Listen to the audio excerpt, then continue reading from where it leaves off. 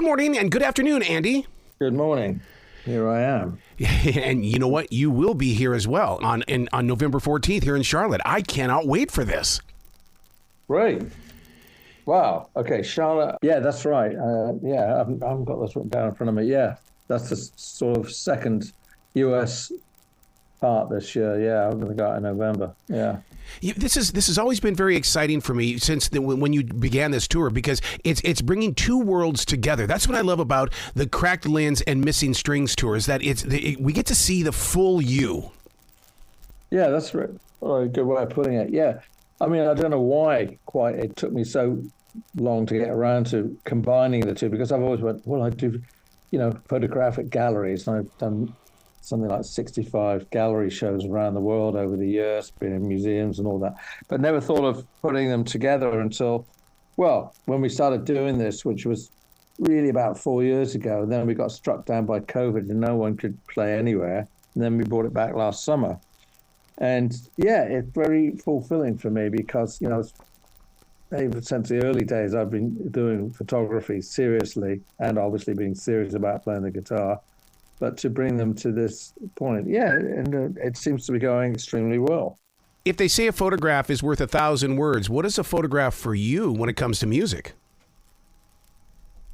Yeah, that's a good way of putting it. Well, when I talk about this, I'm first and foremost a musician. I've spent my life obsessed with music and drenched in music. And so pretty much everything I do, I'd like to have a kind of a musicality to it. So, this may sound strange, but I think what I'm looking for in photography is music, that it can have a musical feeling to it, if you like, because music is the most abstract of the arts.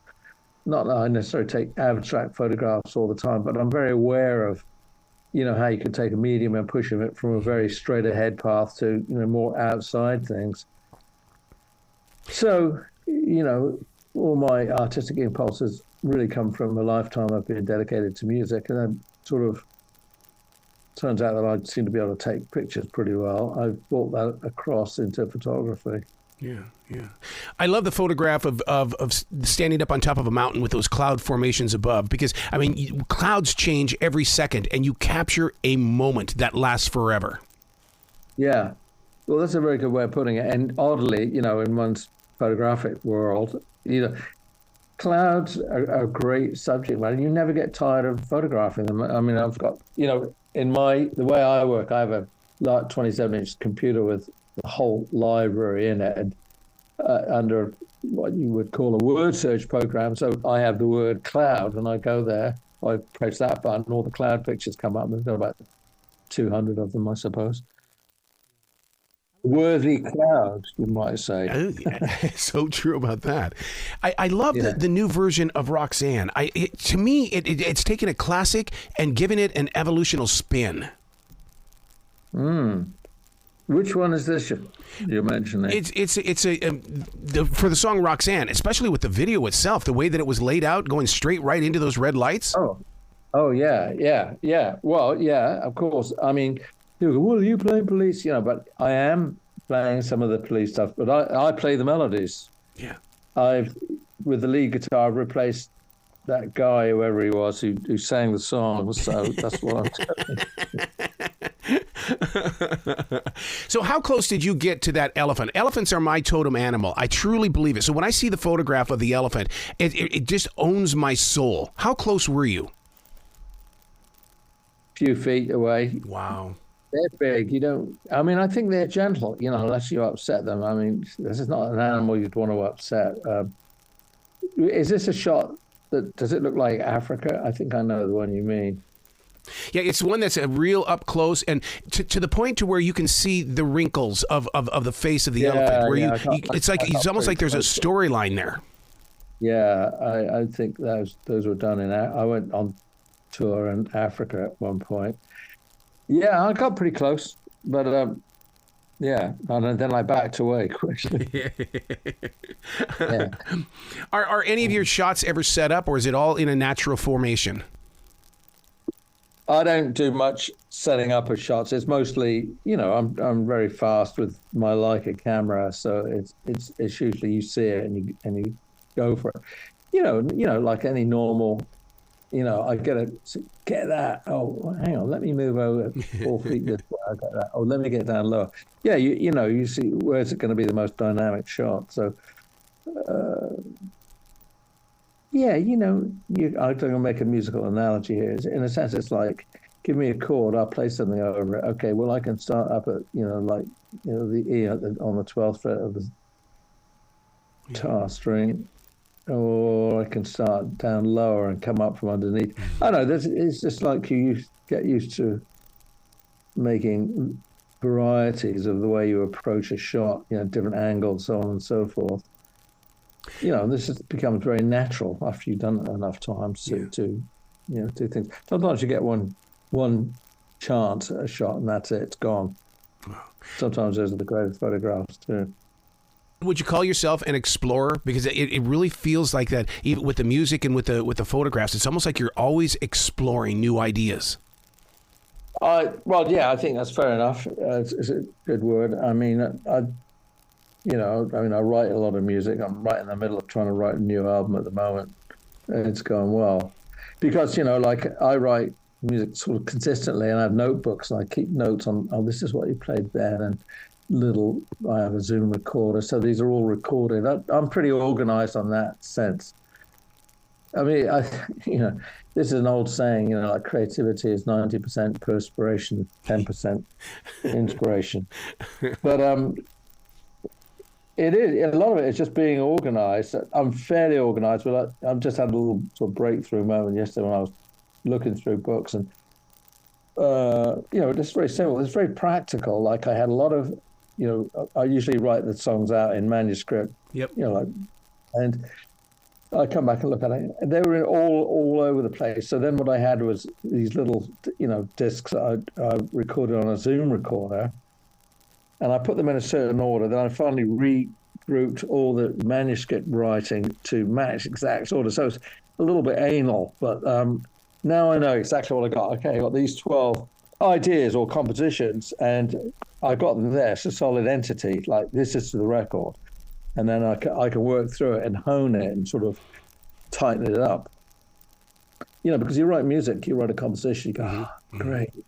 But I go, well, I'm not sure if that chord is quite right there. Let me further voices, so on and so forth. I don't like to think, well, I mean, it does happen. You write something and it's there, and you're never going to make it better. But mostly you can keep working on them and little things like, I go, okay, why don't I write an intro to that? It doesn't have to start right on the melody. Let me have some interesting chords that begin before the actual piece starts. So, that's the creative musical process. But of course, when you've done it long enough, you sort of know these moves. But sometimes I feel I have to remind myself, oh yeah, put an intro on it. Oh yeah, put an ending on it. Do you want a bridge on this song, or should we just leave it at 3/6 above? That's what it is. I can so relate with that because one of my favorite things to do is I'll take notes as well. And then when I get into the studio, then I sit there and I go, okay, this is the way that we were going to do it, but now we're going to change it this way. So then I sign it and date it because I want to come back in 10 years to see exactly how that song grew. And because I totally believe in a seed becoming a tree, becoming a sheet of paper. Yeah, very good. It's very well put. And I think, I agree with you, dating it and saying, this is when I did this. Yeah, I look back, I go, oh, I'm 22. Oh my God, that's 1,000 years ago. Yeah. I mean, it's simple stuff, but I find that it's helping, and I sort of felt like, this is sort of the way I should always do it. Like, have them all, the track on the little recorder matches this page. Page 4 is another one. Yeah, they're all going together. It just gives me an overall sense of where I'm going. So right now, very specifically, I'm working through 3 little Zoom recorder discs and matching the music to all of them. So that's going to be my project. There's a lot of stuff in there. Yeah, it's very good for the brain, if you like. You're so right. It's true. Very mental. Very mental. I put in 3 hours doing that. I go, think I'm going to go and play tennis or something. Yeah. I love that you're using a Zoom, because Zoom is my product as well. And I have like 5 or 6 different Zooms that have wherever I'm going, I have my Zoom with me. Do you take all the portables with you too? Yeah, I'm definitely I was thinking that yesterday when I go out this time, I'm taking that Zoom with me because, there's some time in hotels and all that, we're just sitting around. I can use it very well to, write stuff out, get organized. It's not blank space. Yeah, I'm definitely taking my Zoom with me this time. Yeah. I mean, will you take something like the L8, the Zoom L8, which has what's it got, like 8 different inputs on it, where you can really, you can overlap some things?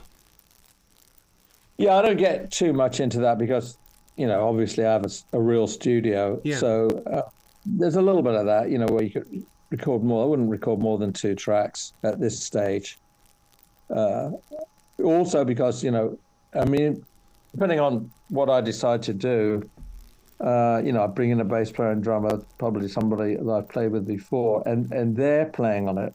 There's going to alter it. I mean, the procedure for me is like I'm doing this now, which is something you're familiar with. You get the idea.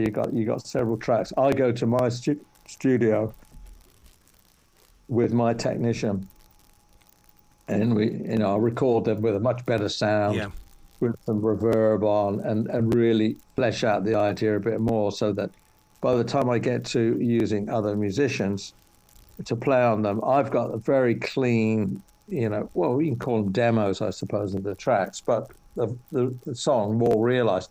And then yet, when you get with the other players, it may change again slightly, but you're literally coming from a rock solid place that I go, this is the song, this is the melody, these are the chords, and so that we have a fighting chance to make something exciting out of it.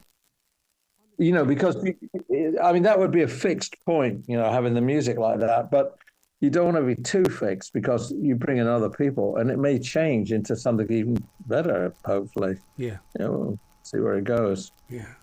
On the tour, the Cracked Lens and Missing Strings, are we going to see the photographs such as the masks in Mexico? Because that is such an amazing look at a culture that a lot of us don't really experience. And I mean, it took me back.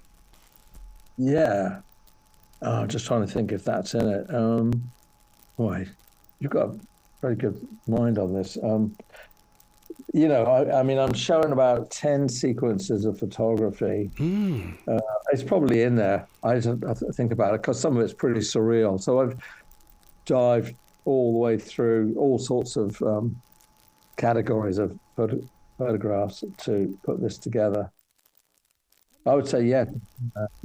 How do you get your colors to pop like they do? Because, they're bright. They really stand out.